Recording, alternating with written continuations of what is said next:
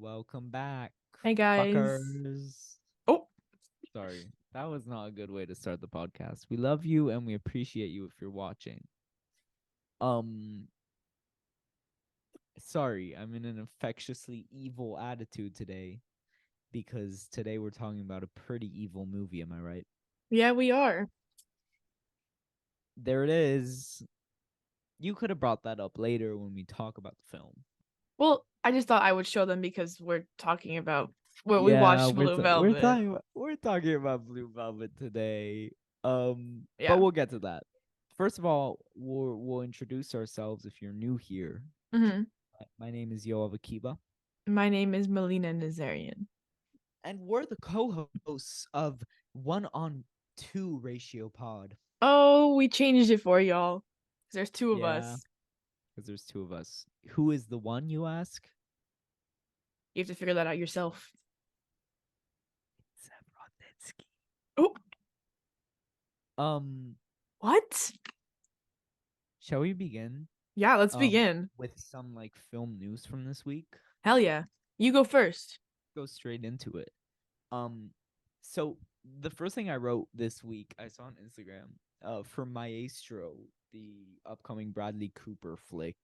Yes. Bradley Cooper, the aforementioned Bradley Cooper, spent 6 years. He announces that he spent 6 years studying to compose 6 minutes and 20 seconds of music in the film. What do you think of that? Um, I read that and I was Interesting. like, okay, Bradley, okay. I wonder how long it took Kate Blanchett to learn to conduct the fucking Berlin Philharmonic Orchestra for Tar. Probably 5 minutes because she is like she's not human. You know what I Because mean? she's because Because she's she's just the just her. She's best. just Kate Blanchett. Yeah. Um, I don't know. I thought that was funny. Like, So 6 years to conduct a 6 minute piece. That is 1 minute every year. which is like that's how it is for like a conductor. Like you have to learn to conduct, and that takes some people like longer than 6 years. But I know, but um for a my movie, thing is, if you're not trying to learn to conduct, right, um and you're just trying to learn to conduct one piece, all you have to learn are the strokes and movements for one piece. yeah, So how did it take him 6 years? This is such girl, an unnecessary piece of news to talk about, but I just thought it was very goofy. unnecessary. I don't very unnecessary for him to do that in general. But Yeah, okay. it gives kind of boasty. That's all I'm trying to say. Yeah. But who Well, are we to judge? right, exactly. Because what I mean, well, I wouldn't do that, but I know, but I'm proud of Bradley. I feel like he's kind of the, you know how Clint Eastwood directed and acted in all of his films, and you got mm-hmm. like Woody Allen and shit. I feel like Bradley Cooper could be the next one of those, or Kenneth Branagh for that matter. To me, I Actually, see more of Kenneth Branagh in that than I do yeah, Bradley Cooper. it's interesting. Well, in general, obviously there's less well-known female directors than male directors, but hmm it's interesting to me that I can't think of one example of a female director who consistently acts in her own movies. Maybe because maybe because men are just self-centered and need to always be at the center of their own projects. Your words, not mine, but I concur. I concur. We're actually our film today directed by David Lynch. David Lynch sometimes acts in his own films, but Yeah. it's usually just for a goofy joke. Yes. What Only do you think? for like a minute or so, I feel like. Yeah, well, Twin Peaks, he's like a character. Mm. Like he's a named character. He comes up like especially in the third season, he's there a lot. But it's also because I feel like in some way his character in the show is a representation of him. Oh, he's So like playing himself. yeah, no. Oh. It's Yeah. just like a personal, I think it's a really personal thing for some reason. Okay, okay. I see. I don't know. Um Sidetrack. Yeah, but okay, our There's next piece of news is we got our first still from Robert Eggers' Nosferatu movie I remake. love the pronunciation. Here we go. We have. Why am I blanking on Are his you gonna name? do we have this still pulled Yeah, up? Oh, okay, awesome. Nicholas Holt as the guy. I don't remember his name, but the guy. Nosferatu, No, the not vampire. Nosferatu. Oh, who plays Nosferatu? The guy. See, I'm blanking on his name. Skarsgård. Bill Skarsgård. Bill Skarsgård is Nosferatu. Yeah. Yeah, yeah, So we yeah. have, Wait, that's a still from the film? No. yeah. That's a still from the I thought the film I thought the still from the film was a different thing. No, this is the still. Well, that's weird because the film's in black and white. Oh, So maybe that's not the still? this is Maybe definitely it. maybe we're talking about two different movies. 1 second. This is Nicholas Holt, and this is Bill Skarsgård as Nosferatu. Maybe that is the still. This is definitely the still. Or But his name is not Nosferatu. His name is what Count I Orlok. saw was this one. That is from. Oh, okay. So we got two stills. Oh, we got two stills. Look at us. We got two stills. Okay, nuts. Crazy. It looks great. It looks like a great movie. I'm excited. I'm excited. Jinx. This and Frankenstein? Oh yeah. Oh yeah. Oh yeah. We're getting our what like the universal horror like genre? Yeah. You know all your Frankensteins, your vampire whatever. We're getting some like monster flick revivals. Yeah, and I'm here for it. I'm here for it as well. Especially when Robert Eggers and Guillermo del Toro at the helm. Mm-hmm. And their casts are so stacked. Pastor Stacks, horror pioneers. Let's Yeah. go. Very excited for that. The next thing I wrote down was I have two more sad pieces of news to say, but I'll say the first one first. Mm-hmm. Roger Castell, who's like the artist behind iconic posters such as Jaws and The Empire. Sorry, burp. The Empire Strikes Back. He Oh. passed away at 91 this week. Oh wow, okay. Well, rest in So, peace. 91 rest in is a peace. hefty number. Yeah. I mean, his art will live on forever. So true. I think movie poster artists are like high key like underrated. Like that's an underrated profession. I agree. Movie posters are everything. You know what I mean? Mm-hmm. Like I don't care if like something looks bad or like I haven't heard of anything at all. I could see the poster on Letterboxd and be like, that is like I'm interested to see that. It That makes or happened with breaks your reaction. that happened with Pana and Vor, which we covered the other week. Right. You know what I mean? That Yeah, poster's- that was a beautiful poster. But yeah, rest in peace, Roger Castell. Rip. Do you have another? I do. If you guys know our movie, not our movie, a movie called Bodies, Bodies, Bodies. Well, I do know. you do know the movie. You're framing this very weirdly. I don't. love it.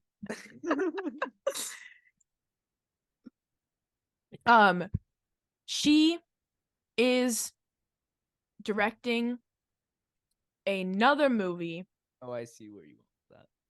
called Baby Girl, which is an erotic thriller starring Nicole Kidman, Antonio Banderas, and Harris Dickinson. Let's watch that in theater, my dudes. Hell yeah. First of all, y'all know we love Nicole Kidman here. We love erotic thriller, or is that just me? No. We're talking about an erotic thriller today. Yeah, and I love Harris Dickinson. He is so cute. He's so cute. Can you remind me who he is? Because I'm like totally blanking out. Triangle of Sadness. Oh, he's amazing. Oh, I love him so much. Yeah. He's also in the new Iron Claw movie. He's in a lot. Iron Claw. Oh yeah. That I want to see an A-lister right now. Want to see him as an A-lister? Yeah, I want him to be like super famous. I think he will be. Yeah. And he's been I don't acting know. for a while, and he's really good. Yeah, he's great. That's great that he's getting roles like this. Mm-hmm. Yeah, that looks so exciting. I don't know. Some about we'll see. If you guys don't know, me and Meli like share notes. Like we share the things we've compiled this week, and then we like split it evenly amongst us. And I think Yeah. I wrote the note that about the bodies thing, Yes. and I wrote it. And I wrote it like Nicole Kidman, Antonio Banderas, Harris Dickinson to star in A24 erotic thriller Baby Girl from the director of Bodies. Meli skewed it up. I did. I had to. I gotta add my own flair. What can I Do say? you guys know Bodies? She actually made it better. Oh, Um, so another sad piece of news. I'll be the Yoavi Deber the Debbie Best Buy, which is a popular store in the US, if you guys know that country. tech store. It's a tech store, but you know what's also cool about it is that it sells movies. It sells Blu-rays and physical media. Yep, yep, Um, yep. and it was, I think the after Barnes and Nobles, I think the like highest selling, most grossing like physical media like store that sells physical media. You know, um, Right. and a lot of the physical media revenue, although it's very low nowadays, um, came from Best Buy, and next month they're stopping to sell Blu-rays. So What a shame. what a shame, and it's strange since physical media is on the up, but I guess that's more vinyls. I Yeah, will say, piggybacking off of that, I yeah. don't know if this is true, but I just remembered I saw something that said that Christopher Nolan apparently, I don't know if this is true. Take it with a grain of salt. In 6 Oppenheimer DVDs, he's putting like a ticket, and if you win the ticket, you is that real? Willy Wonka? You Yeah, said you and you get get to go like on his next movie set. whoa. I don't know how much of that is true. If that's true, that's a great idea because we want people buying physical media. Yeah. Like yeah, I would buy a 4K of Oppenheimer. Yeah. Not I don't think Criterion or anything will ever release it, but No, that would they be won't. sick. Like a nice like 4K chunky like box set of Oppenheimer, I would buy that. I agree. I don't know. Visually beautiful. Visually beautiful. I don't know how much it will hit at home. Probably not as hard, but I it'll wonder. still hit. I hope because sometimes the sound like quality goes down as well when they transfer it to physical media, but I trust Nolan with that. True. Wait. He's proved himself as a trustworthy guy this year. Mm-hmm. Um, Real. but yeah, Meli, do you have another note, or should we get to our next segment? I do. One more just small little note is that after a decade of being in the works, George Miller's Furiosa will Furiosa? finally be unveiled soon, and it is starring Anya Taylor-Joy playing Furiosa, who was originally played by Charlize Theron, Mm-hmm. and also Chris Hemsworth. I don't know who he's gonna play, but I'm very excited. I love Mad Max. Very fun movie. Yeah. My thing is, he had that movie, 1,000 days, 3,000 years of longing last year. Remember it? George Miller? Yeah. 3,000 Years of Longing? Why Yeah, am with I blinking Idris on Elba this? and Tilda Swinton, and it went. I'm not surprised you missed on it because it went completely under the radar, Yes, no, I know what movie. You said and it Tilda had a Swinton's. giant budget, but it completely flopped. Yes, I know what movie you're talking about. Um, but Furiosa's like I have been hearing about this movie for years. Yeah, Do you, I as well. yeah, very I think excited since for that. COVID, but I haven't seen Mad Max Fury Road, by the way. you should get on that. It's a lot of fun. I do I have to watch the first Mad Max No, movies? no, Huh. Okay, I might skip get to it. those. I don't know. It's a little daunting because everyone's like, this is like the best action movie ever. I would like to say that it is definitely up there.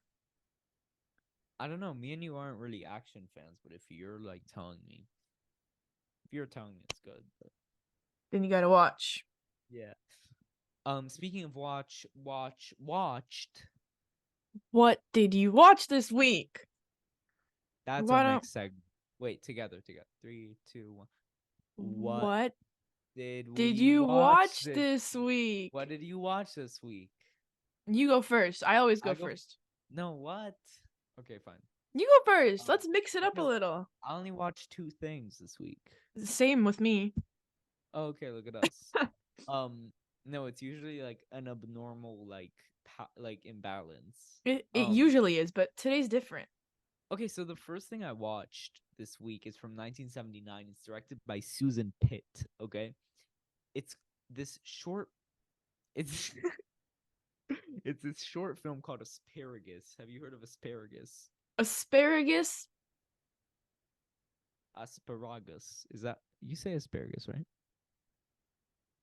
The This is the hell? poster. I've never Um, seen that before. a symbolic reflection on issues of female sexuality, art, and identity constructs. Oh. Um, it's the weirdest thing you'll ever see. It's an animated short film, kind of in the style of surreal animation, such as Fantastic Planet, Mm. which is a movie I love. It's 20 minutes long. In this film, a woman poops asparagus out of her butt, Oh. and it's actually it's Okay. actually a great experience. I had so much fun watching this. It gets a little graphic, but like in a cool way, you know what I mean? Like this Hmm. crazy way, and it's a little depressing as well. I recommend it Interesting. for anyone. It's on YouTube. It's only 20 minutes long, so take that out of your day. It was on the Criterion Channel like thing the other month, so I remembered it and watched that. Um, secondly, I watched what's now my number one favorite on Letterboxd. I moved it up. I've seen it thrice now. Um, from 2010, it's Kiarostami's Certified Copy, starring Juliette Binoche. I can't even describe this movie. I'm gonna pick it for the podcast one day. Because I want to mess with your brain. I watched it with my mom and my sister. It's just there's nothing like it. There's nothing like it. I can't even describe it. It's so weird yet so romantic and like nothing. It's insane. I don't I've seen it 3 times and I only understand half of this movie pretty much, Wow. which is weird because it's like so straightforward. You'll when you watch it, your mind will be blown, and that ending just sticks every time. I had lots of fun watching this. What did you watch Okay. this week? Um, two things. First I watched Umbrellas of Cherbourg. I Um, really want to know your thoughts on this. yeah, so it was very enjoyable. I Okay. had a lot of fun watching it. I was not expecting it to be every single line was singing. Oh, did I not warn you? So I knew that it was like a like it's I knew that there was obviously singing. I didn't realize it was like this type of singing, like every word line is Right. sang. Les Mis style. Yeah, yes, exactly. Mm. Um Did that bother you? so Because a lot of people, that's like their biggest gripe. it didn't bother me as much as I thought it would. Okay. So it was not horrible. Mm-hmm. Um I think it's a great introduction to the French New Wave. I'm very glad that I watched it. Obviously it's visually stunning. Um it's only 90 minutes, which is like perfect for the It timing seems of the like you movie. lived a lifetime Yeah. after. And What'd you think of it's Catherine Deneuve? The one Catherine, on who's that? she's the main girl. Oh, like what do you mean what I think of her? Like, Like her performance. oh, she was cute. She was cute. She was cute. Well, I personally think she's like one of the most beautiful people I've ever seen. Ever. She is drop dead gorgeous. Yeah. She is drop dead gorgeous. I will give her that. But yeah, you watched this for CCC, right? Yes, I did. What did the people in club think? For the people that watched it, because a lot of people like didn't finish it or didn't watch it per usual. Didn't finish it. Yeah, one of them was like, I thought we had more time to finish it, but whatever. They thought it was pretty good. I think most people who watched it gave it around a 4-star. So.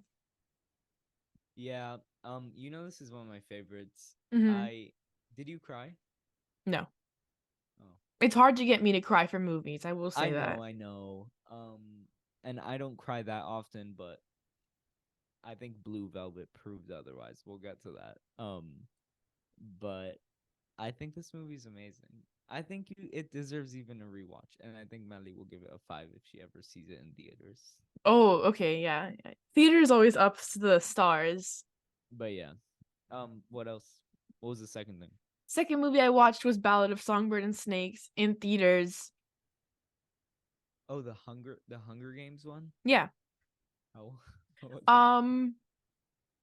It was not it? horrible. Um, I thought it was gonna be really I'm not gonna lie, I thought it was gonna be really bad from the trailer, the posters, whatever. It was better than I thought it was gonna be, but it's still not, in my opinion, it's not as good as the original series. right. I don't know if I'll ever get to that one. It's okay if you don't. I mean, me personally, like my inner 8th grade Hunger Games stan, Right, you know, I read the books. I literally finished the book series in like less than 2 weeks. I I think I did too. I was listening to the audiobooks with my sister at a road trip. Okay, yeah, like addicting, and then Ballad of Songbird and Snakes came out like a few months after I finished reading the book. So I got about halfway through the book and then I forgot. I don't remember why I stopped reading it.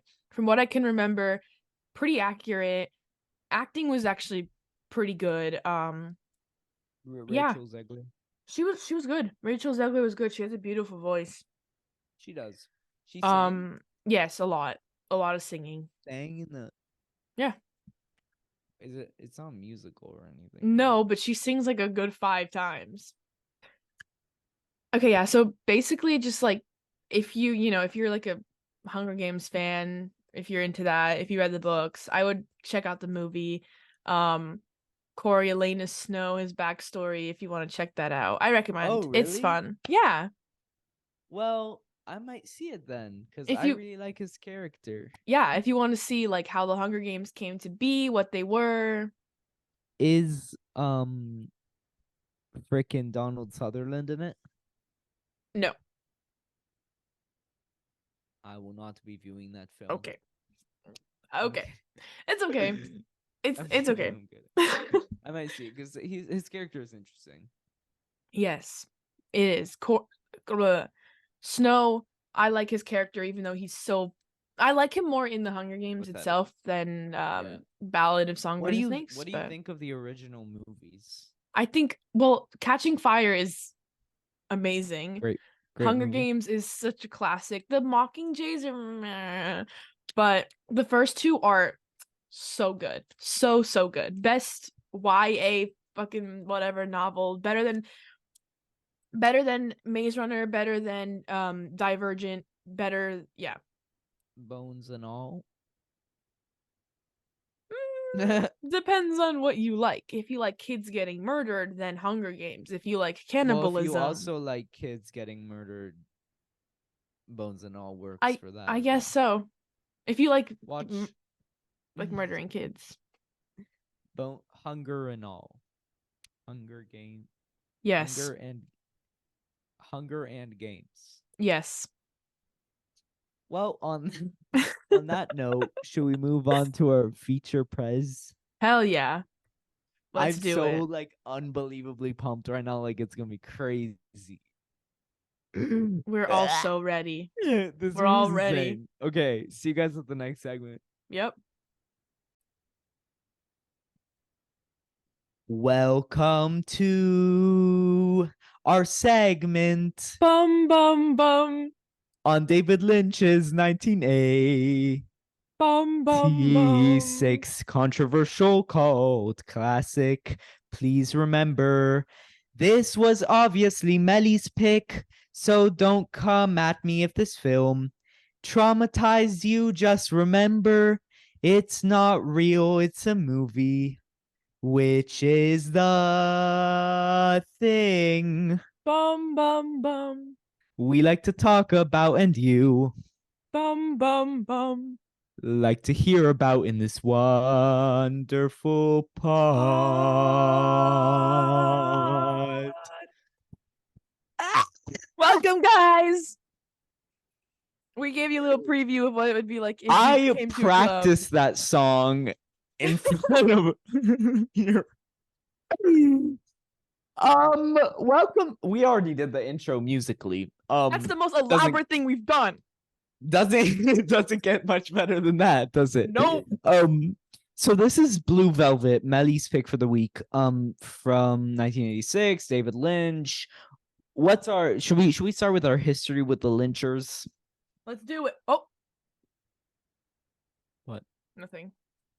The Lynch. Sorry, just saying the Lynchers was not very.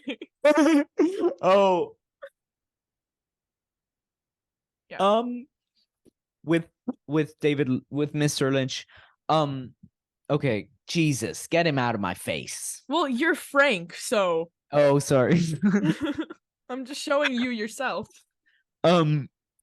What's your history with David Lynch? My history with David Lynch, first movie I ever watched was Eraserhead because of Yoav. That was actually how we bonded over Eraserhead.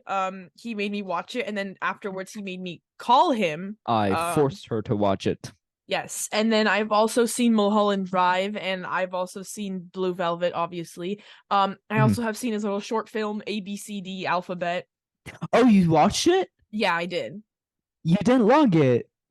Oh, I didn't log it. I just pressed watched. Oh, did you like it? That thing was fucking horrifying. Oh my god! I know. That was so scary. Shit, I'm traumatized. Isn't that amazing though? Yeah. Like, isn't that amazing that he was able to make something so terrifying at the end of high school? Yeah, he's just something else, man. He's something else. That short film is always so impressive to watch. Here's what I've seen of David Lynch. You've seen a lot. He's seen a lot, guys. I've actually seen 19, which includes all of his short films. Eraserhead, The Elephant Man, Twin Peaks the Show, Twin Peaks Fire Walk with Me, Twin Peaks The Return. What Did Jack Do? The Alphabet. You got Six Men Getting Sick. You got Premonitions Following an Evil Deed. You got The Alphabet. You've got Fire. David Lynch's Encounter with Fear.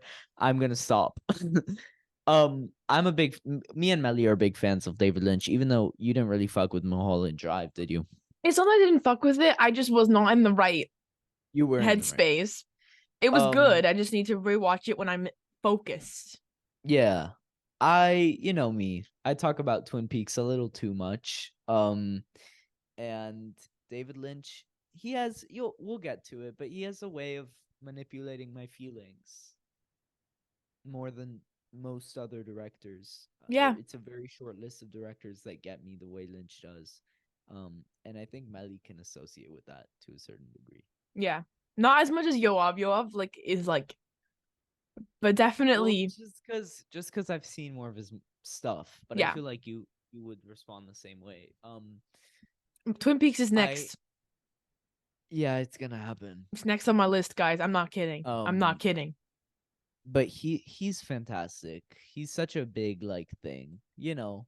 Like everyone knows David Lynch. Like you're mildly into film, you're aware of David Lynch. Yeah.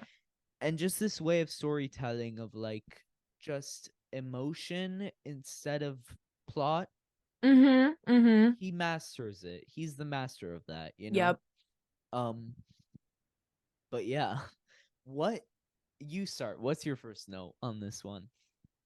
No, no. Okay. You first. What's your You first note? started last I started last time. I know, but I've seen the movie, so I want to hear your Okay, first fine. note. Classic Yoav first note. Love the opening credits. Right. Okay. Okay. This cast is so stacked, like It it's is. insane. Like the names here are insane. Isabella Rossellini.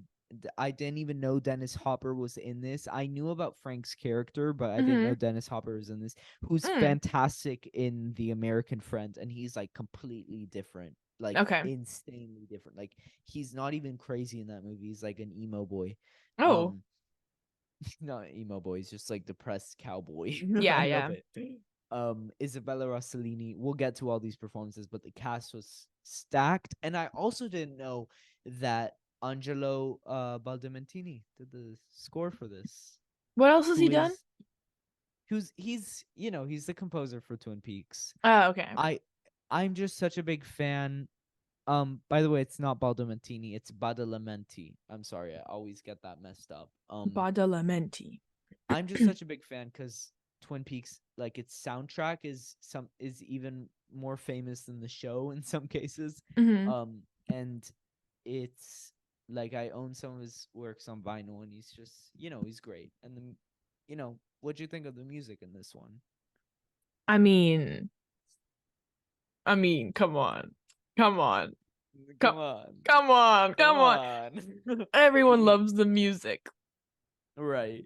It's so good. It's so Oh, good. It just tickles my pickle. it does. I'm not gonna say that because I feel like it will sound weirder when I say it. You know what I mean? It's one of those Yeah, things. sure. Um, the music here, I mean, sound editing aside, the music here is just insane. You got this mix of violins and like jazz and like intense, so and the way sometimes the music from like the song Blue Velvet or some other like song that comes up melds into the score, like Yeah. the note at the end of the song will just continue into the score, and it's just so impressive on every level. um that's my score. That's my score on the score. um what's your first note?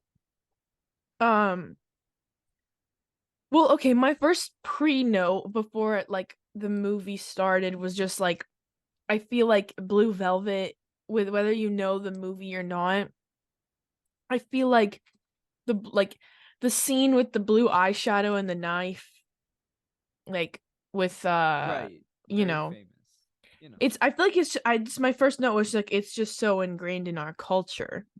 It's iconic.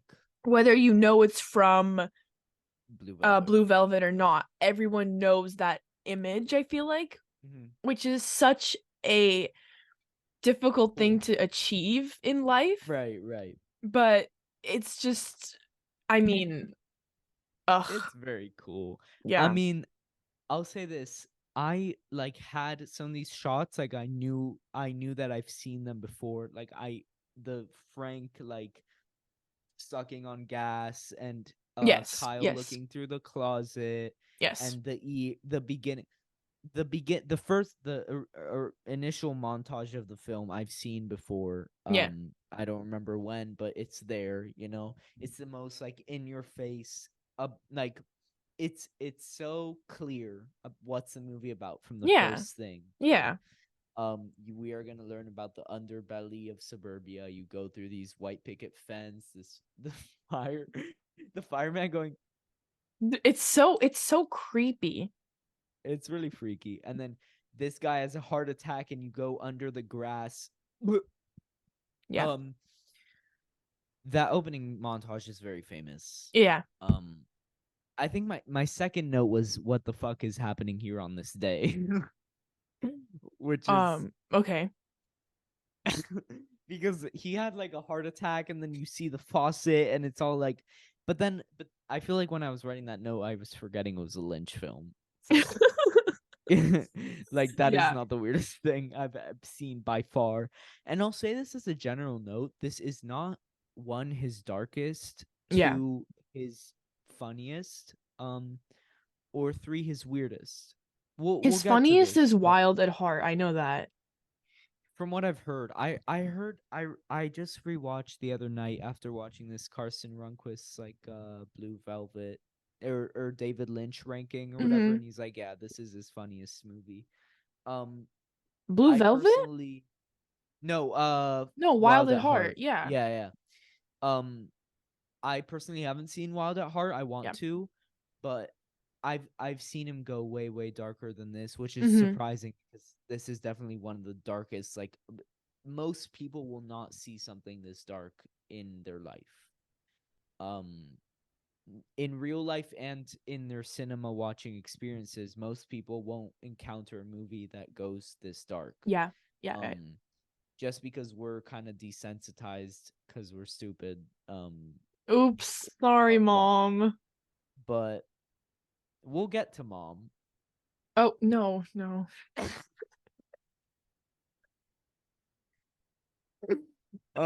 This movie gets fucked up, but listen, I had so much fun in the first like quarter of this movie. I was going nuts.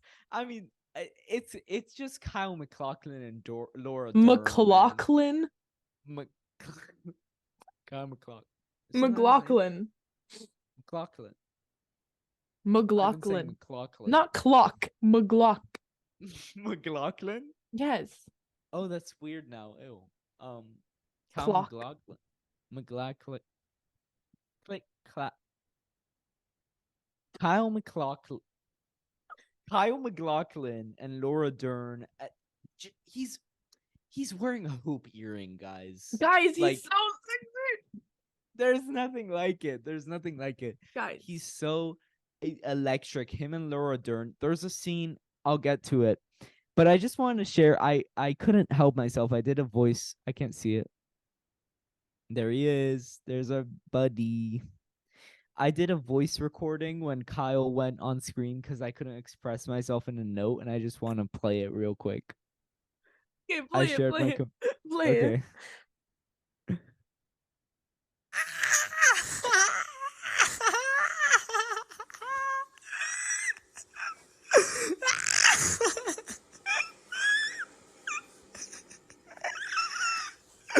My king.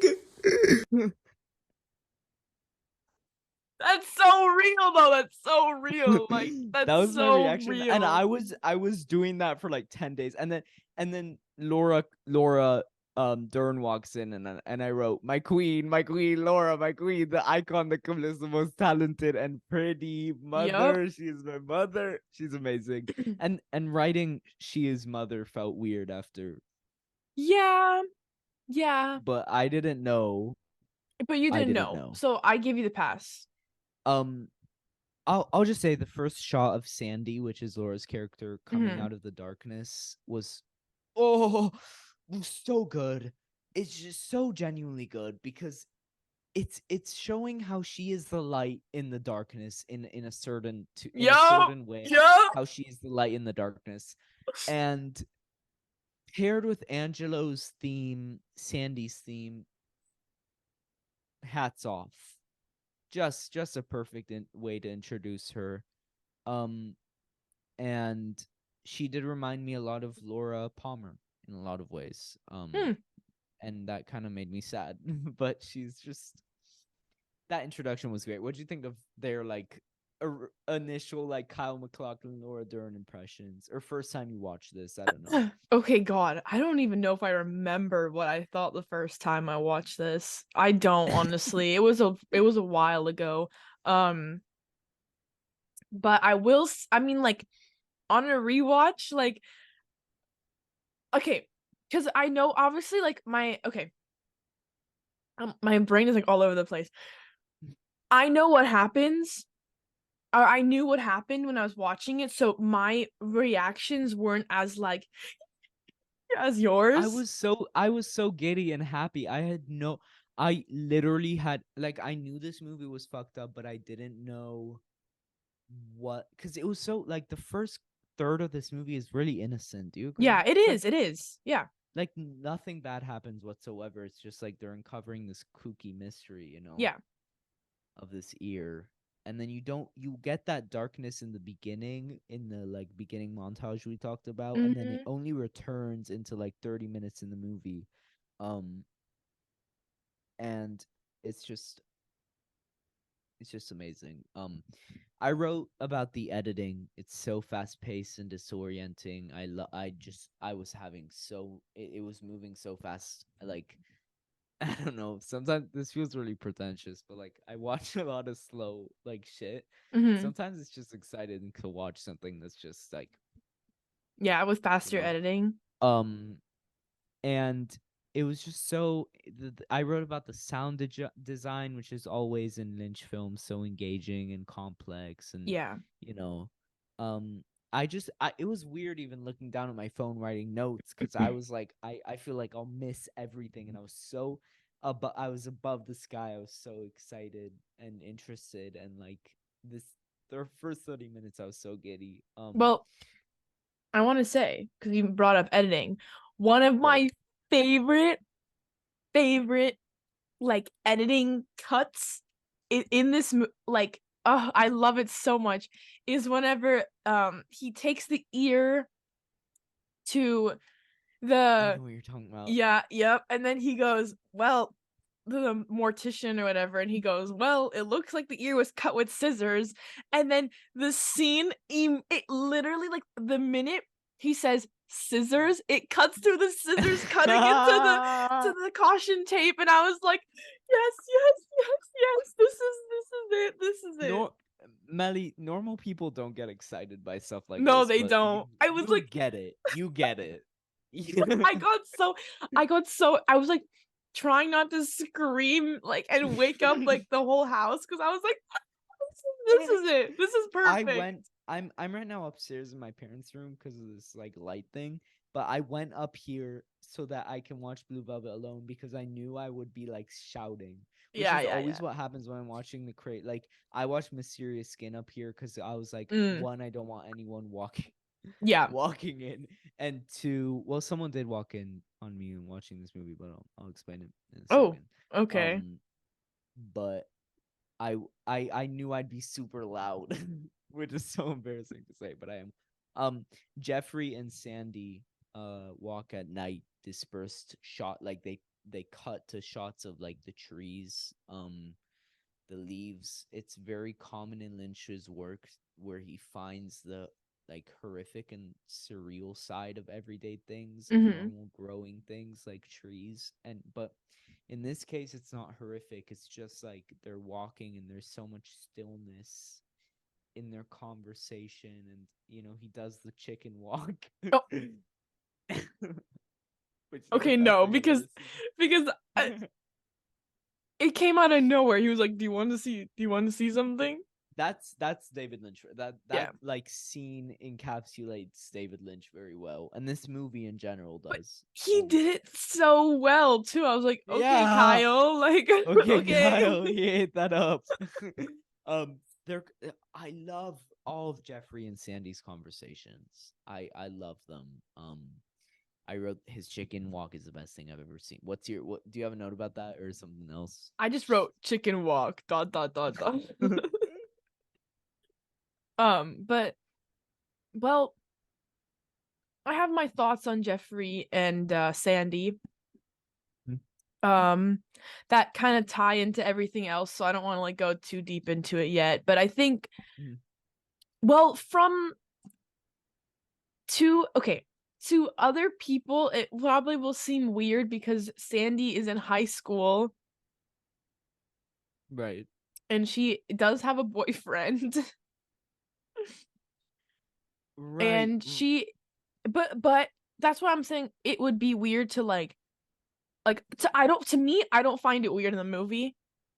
No, I think Kyle is for. I don't think he went to college. I think he's just 1 year older than her. That's how I take it. But yeah, yeah, okay. Yeah. Yeah, yeah, yeah. But their relationship is very like, I it's guess fucked up in a way. in a way it definitely is. I can't wait to get into because this. because my initial because okay, here's where on a rewatch I kind of realized something. In the beginning, at least to me, it seems as though he is just using Sandy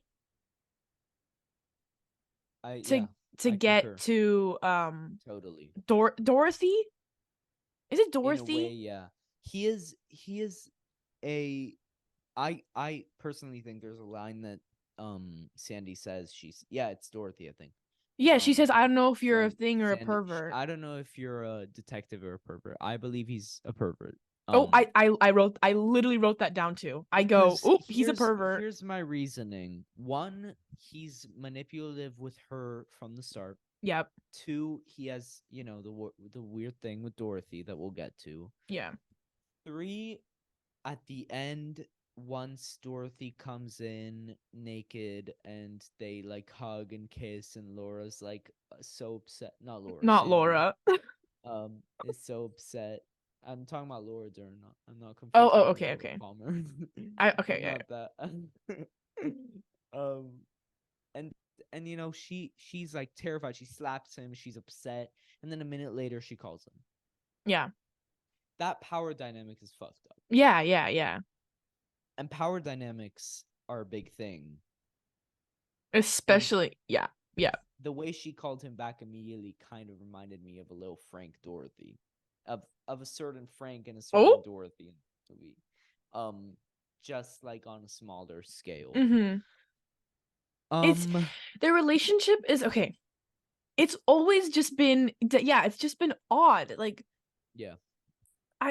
Again, he's using her in the beginning to get like all this information that he needs to get to this and case. he's using her for information. Like in the beginning, like all they talked about was the case, and he was only with her to get closer to the apartment building or to get inside or to get information on the ear and this and the other. And it's like, okay, buddy, like interesting. And then I will say though that when they were together it was very sweet. Yeah, it is oddly wholesome. It is very it is very wholesome. Like in a really weird way. Kyle McLaughlin. Just say and however Laura, you want. The shot of Kyle and Laura in the car, from the back. Oh What I'm yeah, talking about? yeah. I liked it. They used kind of like a fisheye lens, so like Mm-hmm. everything was like more. I really love that. Then they go to the club for the first time. Oh, I have a note on that. And But you I go. noticed like a severe like tone shift. Like Oh that yeah. was the tone shift. Oh yeah. Isabella Rossellini, the prettiest amazing woman ever. Her apartment. We'll get to her apartment, but her apartment is very Lynchian, and her dresses are amazing. This is before they got into all the kinkiness surrounding the dress. I was like, that's a really cool dress that really fits all the vibes. I wrote, it's almost like them going to the club made a tonal shift. The music became more ominous, the sound more stressful.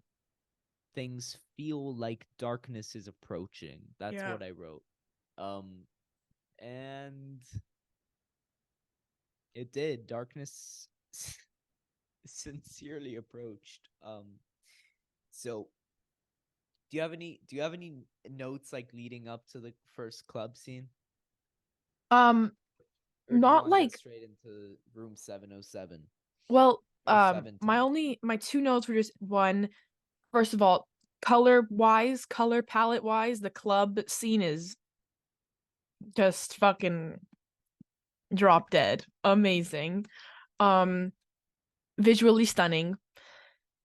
But then context wise, I guess, there, if I might be making this up, but there's a shot of Jeffrey's face in the club.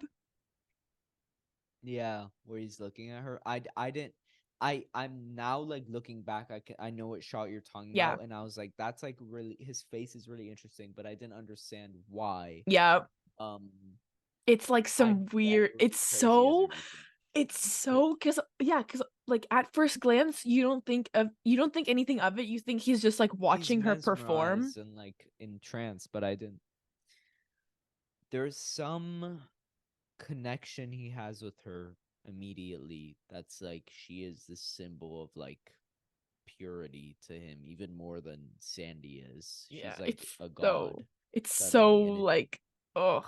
and it's just such a testament to Kyle's performance here because you know his face there says everything. I'm looking back at it and getting chills right now. Just Yeah. like this reaction.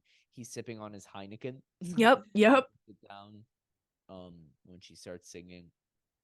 And she does have this effect on people. She has it on Frank later in the movie when he starts crying. Mm-hmm. In the other club scene. But all the club scenes here are just amazing. Um so, I knew something fucked up would happen, and then it happened. And then, he's sitting in the closet, he's watching her, all this thing happens, she strips him, he goes into the closet. Um I'm skipping past all the reactionary notes I have here. Mm-hmm. Um Dennis Hopper is terrifying. Oh Frank yeah. is terrifying. Oh yeah. Oh yeah. Um, his thing with the laughing gas is really famous.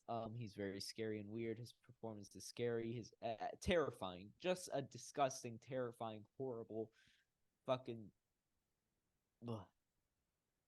Um, the initial mommy scene, that's what I call it, between Dorothy, Frank, and Jeffrey is fascinating. I mean, there's a sexual dynamic here of Jeffrey being naked in the closet. I I don't like using this term on our pod, but like he's in kind of this like cuckold fantasy, like sexual cuckold situation, which like is another realm of some people that's what they're into. Yeah. Um, some people have that as like a kink, and I believe there is some lines to be drawn between the kinkiness of that and and Jeffrey sitting in that closet and watching them. And then, they have this Sato interaction, and it's scary, and it's not okay. I don't think this is, not that I've been in any of these situations before, but I don't think this is the best way to be practicing. You know what I mean? Definitely not. Knowing that like Frank has her Left child. for yeah, yeah. Yeah. And so it's definitely giving he abuses her. That's a fact. Um but she kind of has developed this like almost Stockholm syndrome attachment to him where like she is feeling pleasure from being hit and from experiencing these Yeah. really graphic and violent like sexual situations with him that Mhm. normal people usually wouldn't necessarily feel like any gratification from that. Not at all. There's, the rape fantasy is a big thing in like a lot of men nowadays. I'm Yeah. like being transparent that there's so much like in today's society.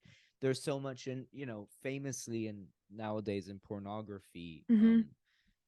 the rape like fantasy and I think when it gets to the point when the receiving end of the rape is also taking pleasure from it, it's fucked up. Yeah. And obviously it's fucked in general, everything about like fantasizing about like hurting someone in that way. But acting on it, and someone being into like actual abuse, not just, there are lines. There are lines, and they break it. It's Do you have any notes about that scene? Because it's long. Yeah. Go ahead. I feel like I'm talking too much. No, you're not talking too much at all. I think one of to me, the most interesting thing is the fact that Jeffrey, after witnessing everything he witnessed, Comes back. witness just jumps right back into what he wanted to do before. And to me, that was, it's like obviously very concerning, but then it kind of ties into, like, I guess, his experiences as a whole, and like him delving deeper and deeper into this darkness. Yeah. But it's very disturbing to just, like, because if I was Jeffrey and I just saw all that happen in that closet, in no way would I ever, ever, ever be able to just jump right back into having sex, or No. like Or create a talking to sexual. Sandy, or going to the Yeah, hardware store. He goes to the hardware store after and he talks to those yeah, hilarious side characters, you know? yeah, You know like, his two like coworkers. yeah, the blind guy and the other guy. Love it. Love it. Um but yeah. It's Um just like, I don't know, like, which is where things start to unravel. It's like, it's weird yeah. because it kicks off so quickly, yet it also is only unraveling slowly, Yeah. if that makes Um sense. Because shit I only gets crazier. yeah. I was so impressed by the scene acting wise because it's 20 minutes. There's a lot of long shots in it of just them like the choreography is insane. I Yeah, mean, the amount of connection these actors must have and like work they have to put into even like I mean, I could never imagine performing a scene like this without, you know, it taking some sort of toll on me and like um in general just so realistic, so devastatingly realistic. um yeah. Even though Frank is very theatrical, but it's not about that. Even then, it's Yeah. Speaking of the scene, this was when someone walked in on me, and guess who it fucking was? your dad. No, it's my mom. Oh, Which is so I went to the menu. I didn't want her seeing that. yeah, It was so fun. It was like the worst time she could have walked in. yeah. She, you know, they always find a way, like the worst parts. Right, right. Um, her specifically. One time I was watching the first time I watched Borat with my dad. She walked in on that scene where they're like, Wrestling? yeah, where they're wrestling. Oh, hell Like, no. what the fuck? I just think it's so ironic because of all the mommy usage here. It's just disgusting. Okay, yeah, that's what I thought. That's the, yeah. And even though I think she'd love this movie, because we both like fucked up thrillers, and like it's such an interesting. Yeah. But yeah, so impressive. I was so impressed by the scene in general. And then Jeff goes home and has a nightmare. Mm-hmm. Which is cool. Very Lynchian. Yeah. Did he write about the nightmare? I didn't write any specific notes about it, but it definitely is very, very cool. He does that horror, like going back to the alphabet, like he does that horror dream nightmare thing really well. That's his thing. That's his He does it shtick. in Mulholland Drive, like, it's Yeah. What's your next note?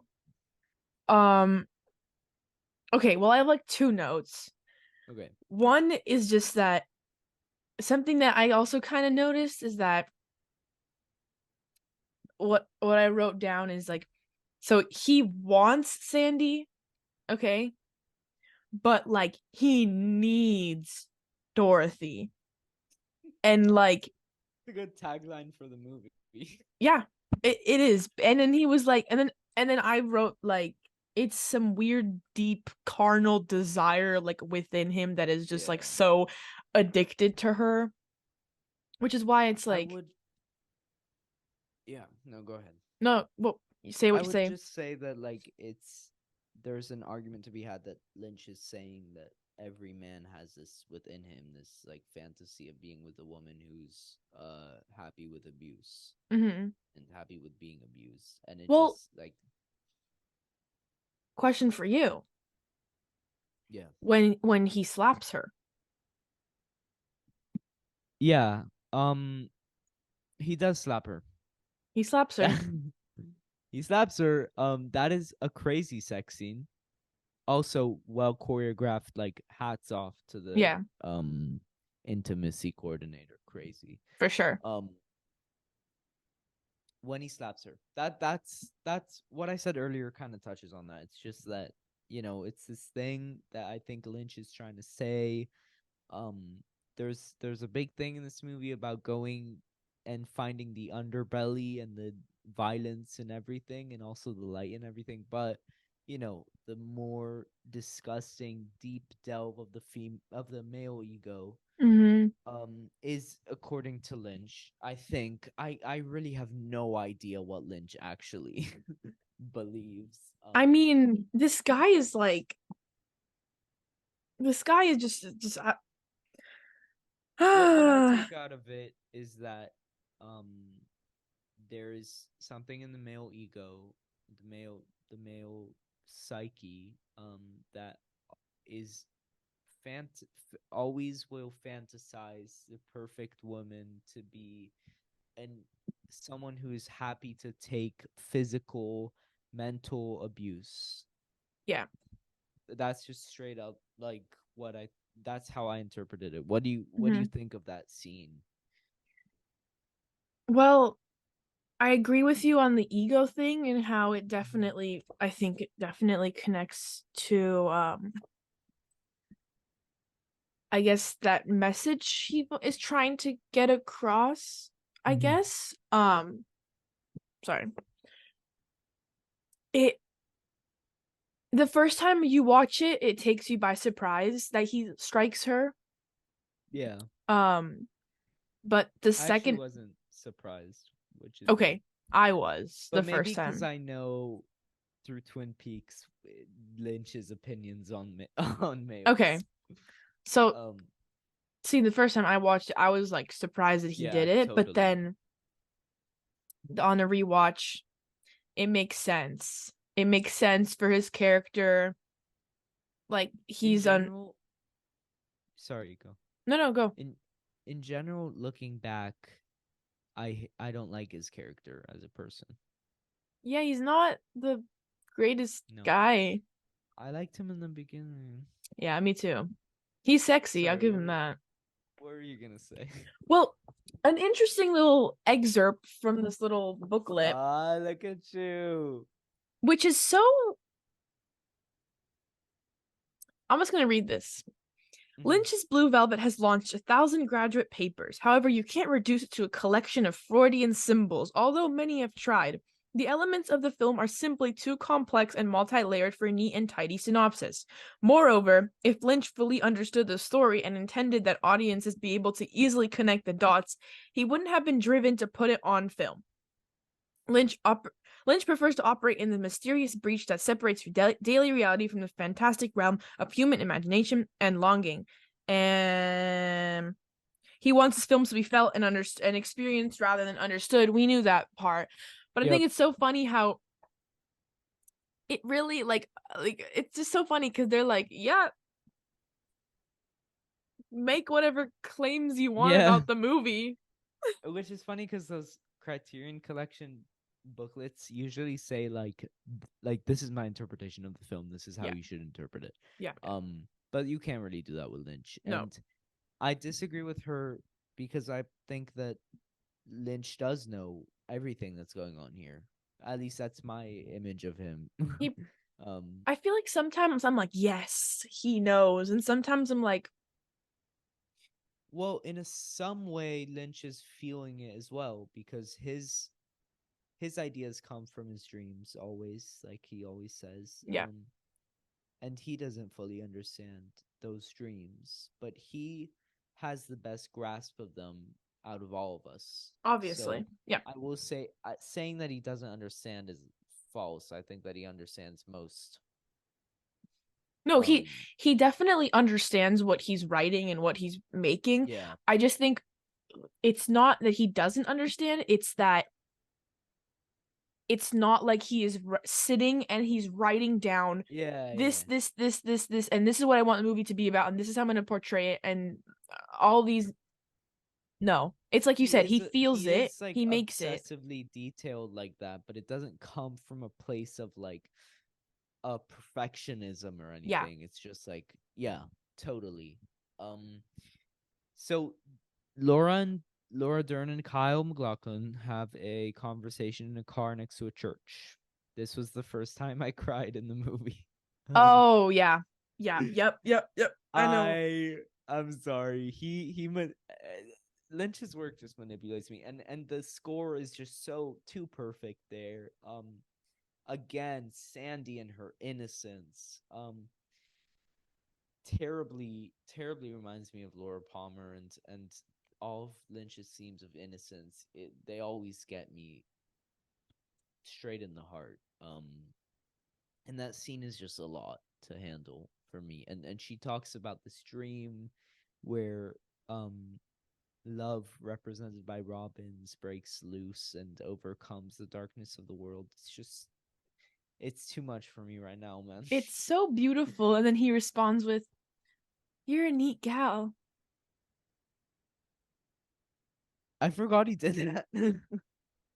I would be crying. I'd start crying from that scene. Buddy. Someone told me a story with that much, like You're a neat gal. That's crazy. That's wild.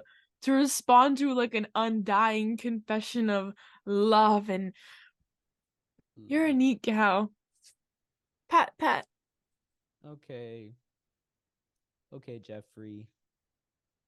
I it's so funny because he's just a great actor. Yeah. Because I like totally forgot about Dale Cooper and all of his character. Mm. You know, I just thought about how like kind of shitty this guy is. Yeah. You know, like how shitty is this guy, huh?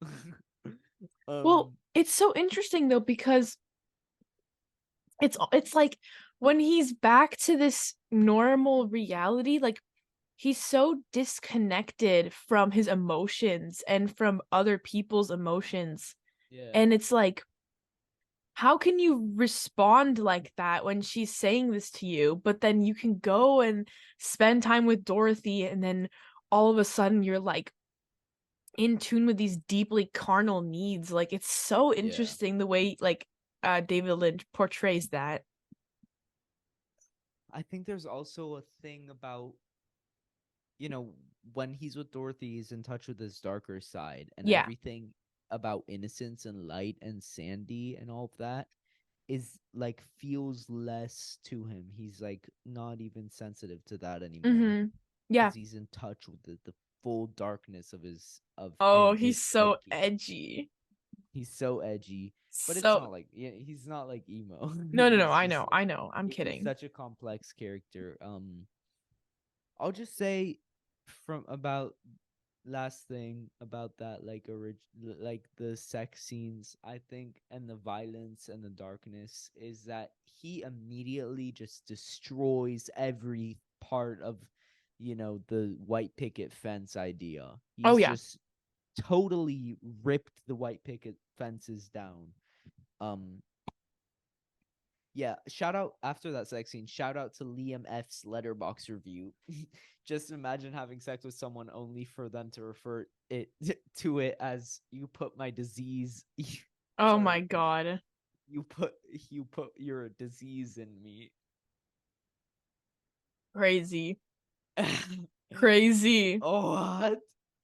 Um, but yeah, Frank does abduct Jeffrey with his crew. Yep. Did you notice Jack Nance was one of his friends? Who is that? Wait, The guy Jack. from Eraserhead. Did you see he was Oh, in wait, this? really? Oh yeah, you're Yeah, right.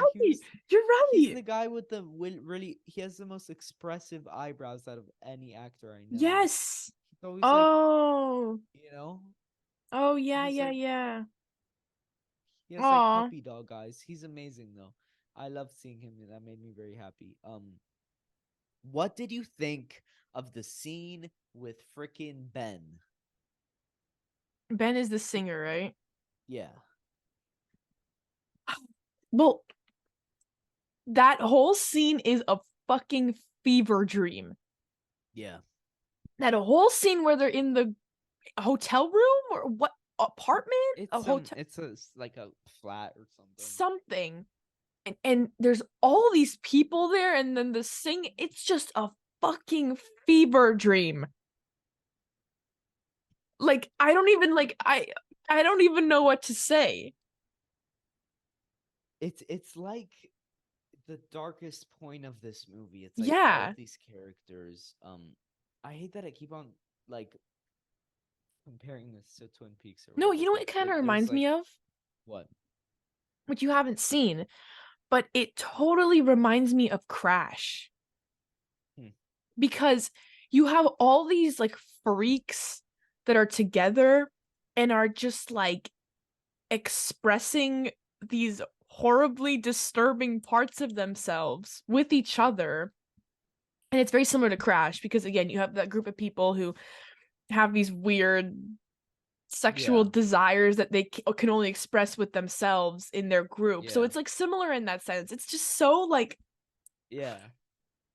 Lynch has this thing in Twin Peaks where there's like a red room oh, okay, where yeah, yeah. there's like a red room and there's a bunch of entities in the red room Yes, the that are iconic like red room. yeah, the Yeah. embodiment of the darkest sides of humanity. And this is like a toned down version of that where Mm-hmm. it's like not that it's toned down in any way. It's a scare. I was very unsettled the whole scene. Yeah. Um, she walks in and they're like show her husband or whatever, and It's so it's mm, shout out Dean Stockwell though, because he is there for like what 10 minutes. He's the creepiest thing I've ever seen. Dean He's creepier to Stockwell. me. He's Ben, the singer. Oh, okay, yeah, yeah, yeah. Frank is disgusting, but Ben is Yeah. like, I don't know. It's about his vibe. That's like, you know, Yeah. he's like eyes are closed, and it's like he's scary. He's so scary, and then he starts singing, and it's like, oh my god, like you don't want to see Ben when he's singing. Mm-mm. You don't want to get Ben singing. I saw Um, he kind of reminds me of the cats from the Cats 2019 movie. He reminds me of a cat from that movie. interesting. I I saw someone say something about like I, there was like some like weird like tension between Frank and what was his name again? Ben, Bob? Ben. yeah,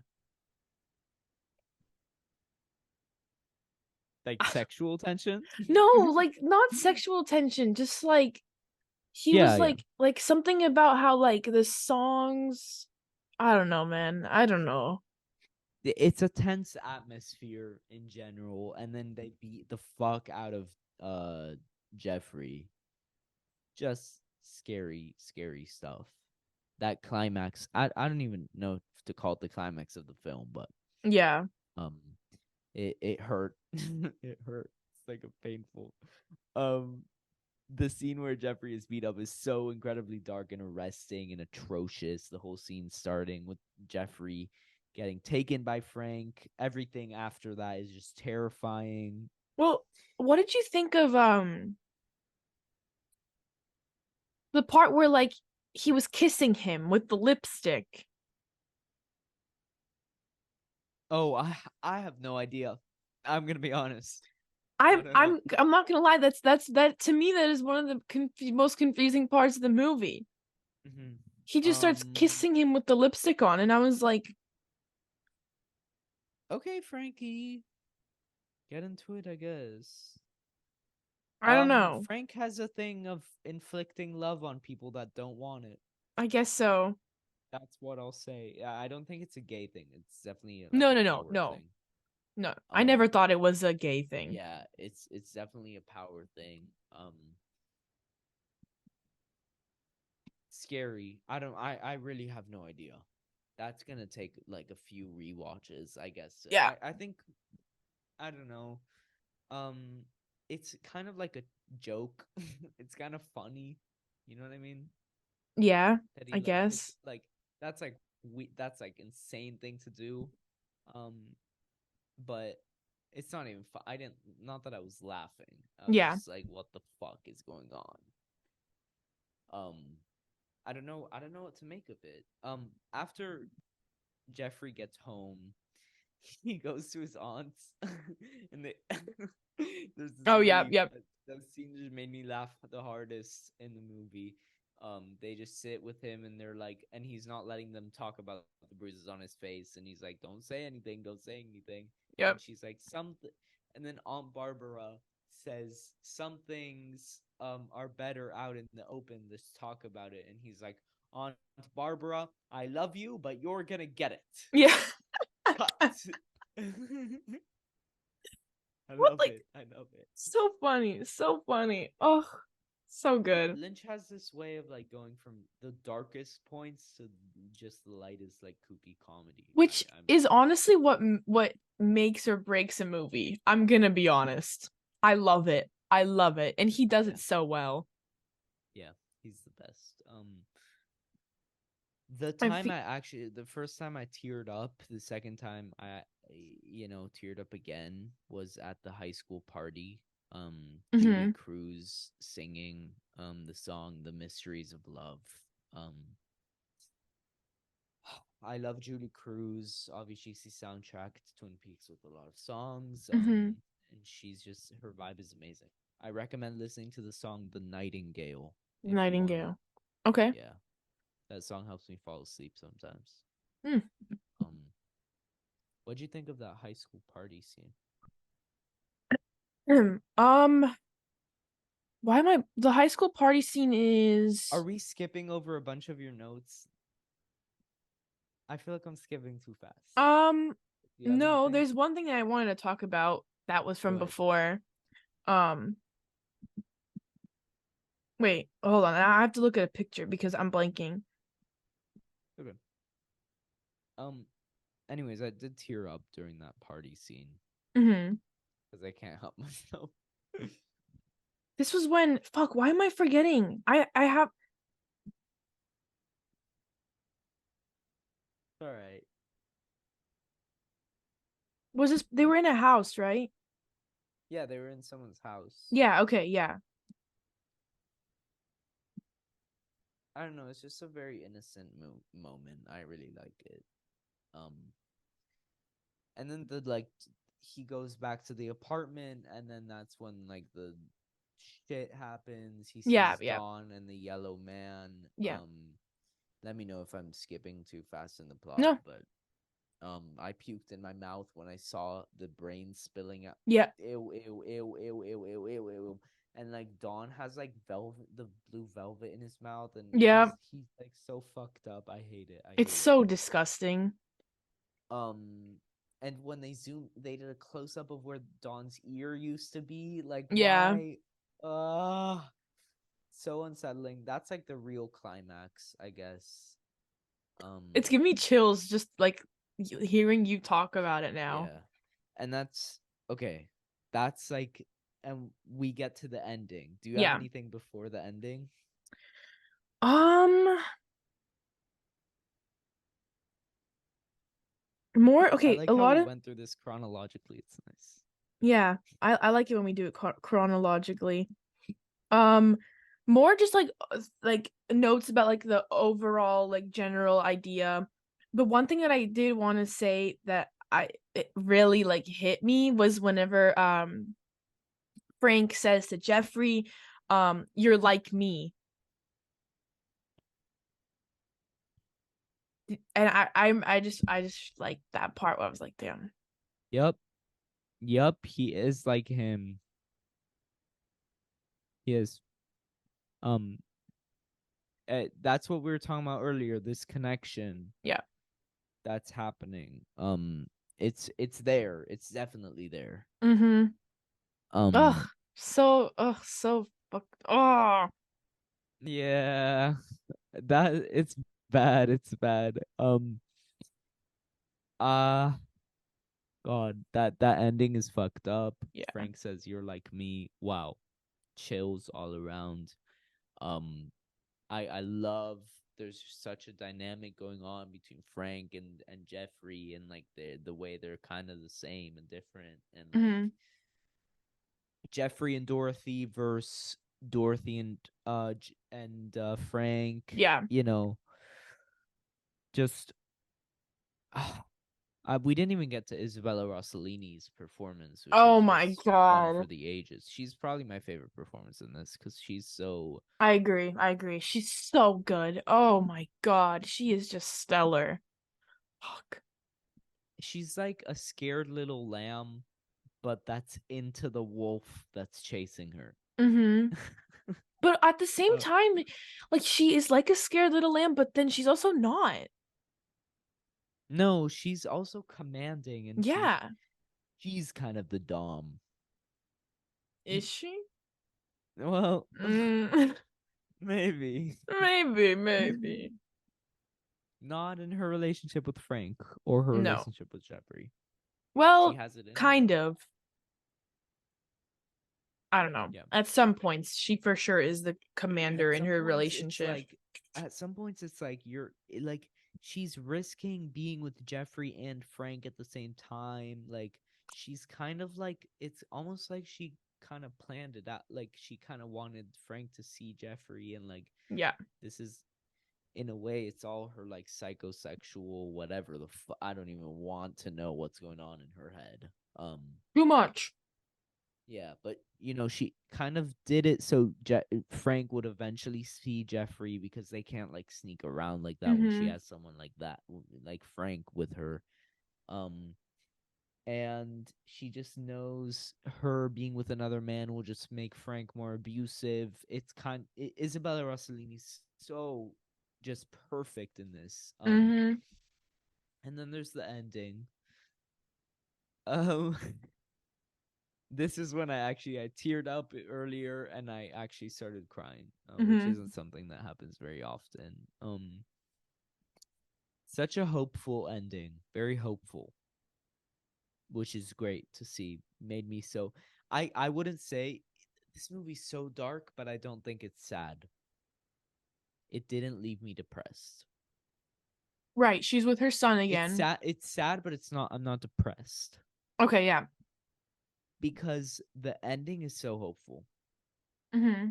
You know what I mean? Yeah. Um, Well, what I wrote is that it's hopeful, but at the same time, it's still so eerie and Obviously, still so everything is eerie. it feels This is almost a fake. horror movie, hands down.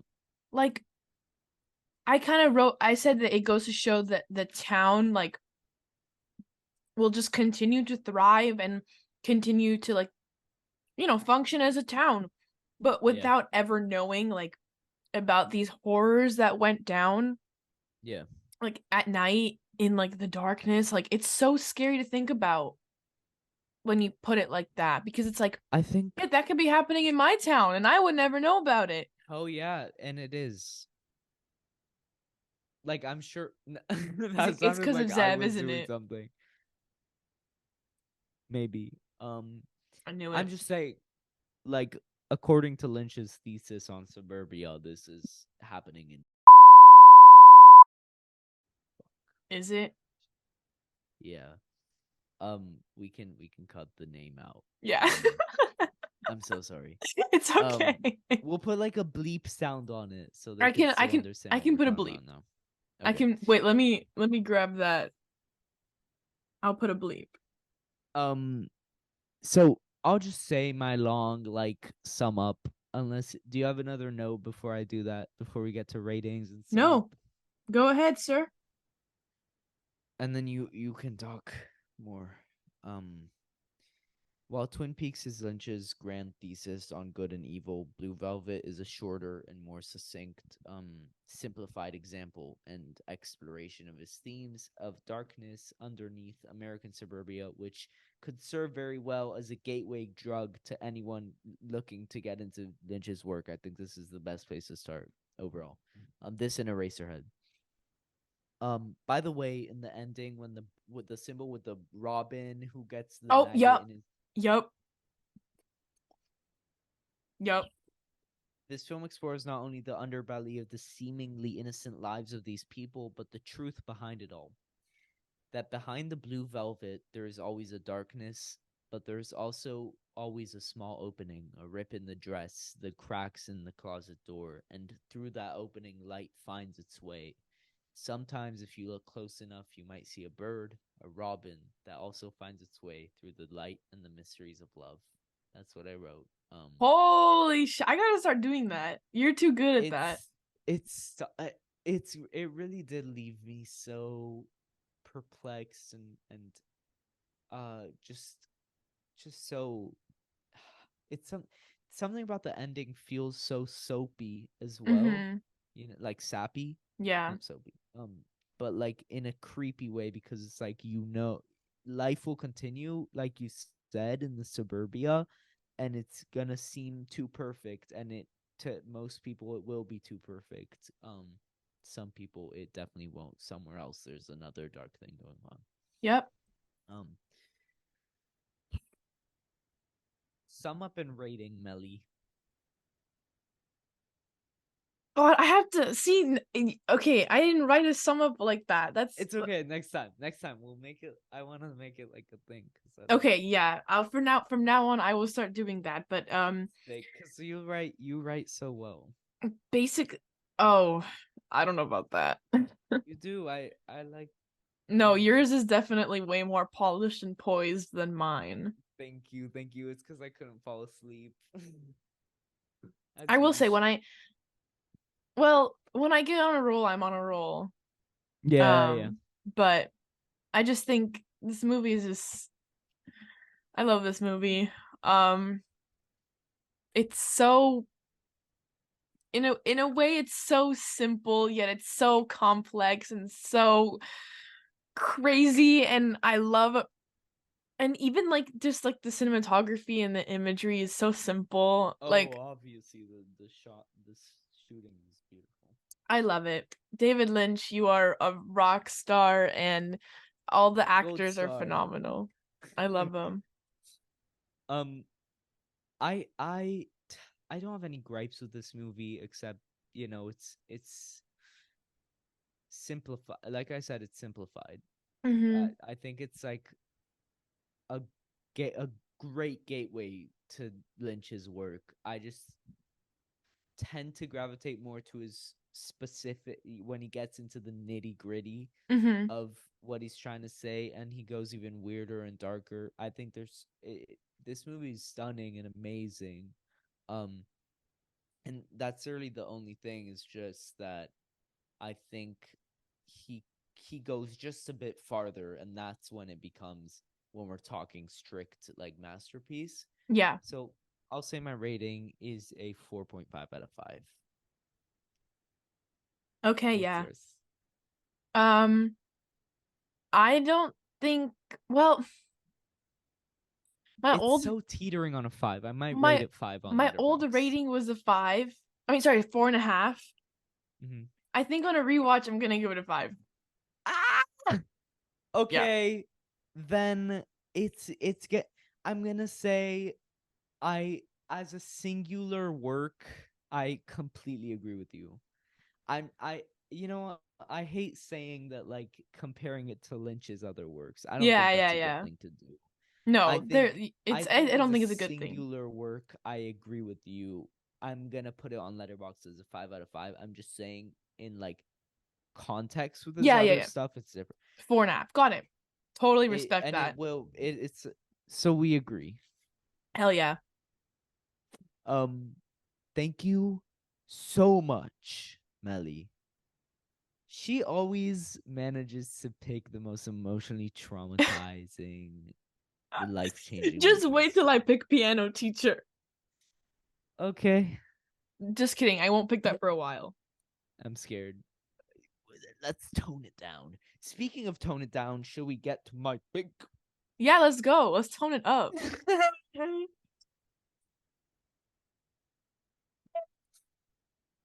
All right, It went from last thing. beautiful velvet to fucking ugly white Yeah, walls. this was so disgusting. So Wait. I also love Okay, go. what I also love about Meli choosing all of these disgusting movies is that I get to pick a good comedy after. Oh yes. Oh. Okay. But I also want to like, yeah, Meli's showing me her. We're in the beginning of one-on-one ratio pod still, obviously. Hopefully this will continue for a long time, and I'm still so ecstatic, and I want to show her my favorites of all time that she hasn't seen, and she's been showing me hers. So I think it's only right we do a nice little exchange this last week and this week. Oh. So I was on the Blue Velvet Letterboxd page, and I was like, "Oh, what year? What year was this? 1986." So I'm like, "Oh, is this the best movie of 1986?" And turns out, it's probably a tie. Oh shit. Okay. Um, these are just so different. But this movie is probably the movie I've spent the most time with in my life. I watched this movie so many times. I Oh. sometimes Oh. put it I think I on. know what it is. I think I I know what it is. sometimes I watch this every time I get sick. Oh. Um I think I know. I know. I know. and and sometimes I just put on the beginning of this movie for like 5 minutes if I just need to like chillax. I just watch a scene from this movie and it makes me happy. It's my all-time comfort movie. It's the best. It's also directed by a man whose first name is David. And that's David Byrne. Um the movie is from 1986. And it's called True Stories.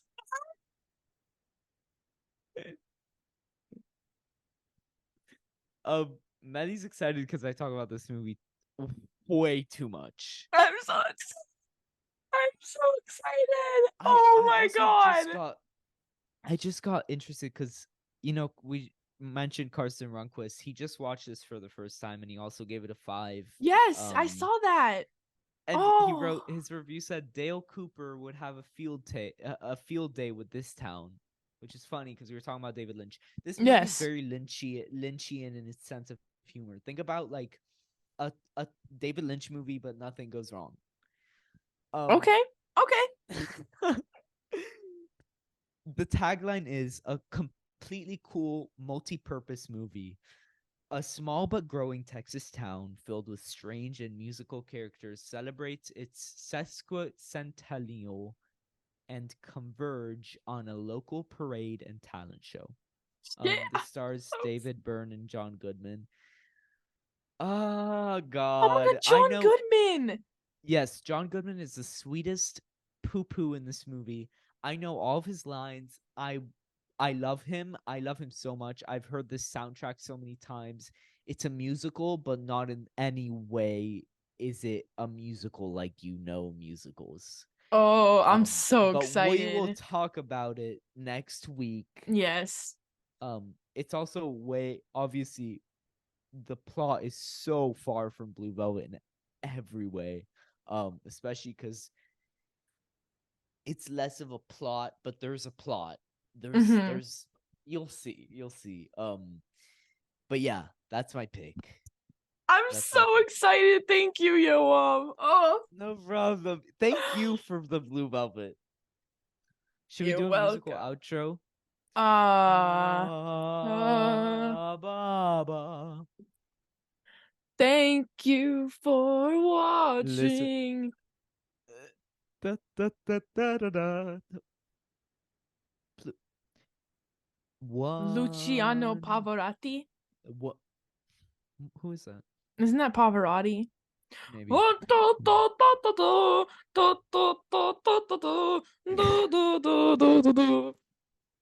She wore one-on-one ratio pod merch that This we is also might our have longest episode, by the sometime way. in the future. We will have one time Oh, really? We're getting so long. We should let them go. Yeah, it's an You're hour and dismissed. 35 minutes long. Oops. Sorry, guys. If you're here, you're the best. Yeah. You're the best, and we love you. And you don't even have to comment. I feel you spiritually. We feel you spiritually. Yep. So watch True Stories this week as well. Watch Blue Velvet. If you haven't watched Blue Velvet, we will drug you with Okay, that's too far. enough. That's too far. That's too far. People are gonna think you're being serious. We're not serious. Guys, we're never serious when we do these threats. Please, I don't want to get arrested. I want to go to college. Like we're we're not. This is Frank and Kyle's silver hoop earring signing off. Signing off. Peace out. Oh fuck, I forgot to put my silver hoop on. It's okay, next week. Thank you guys for watching. Peace out. Bye.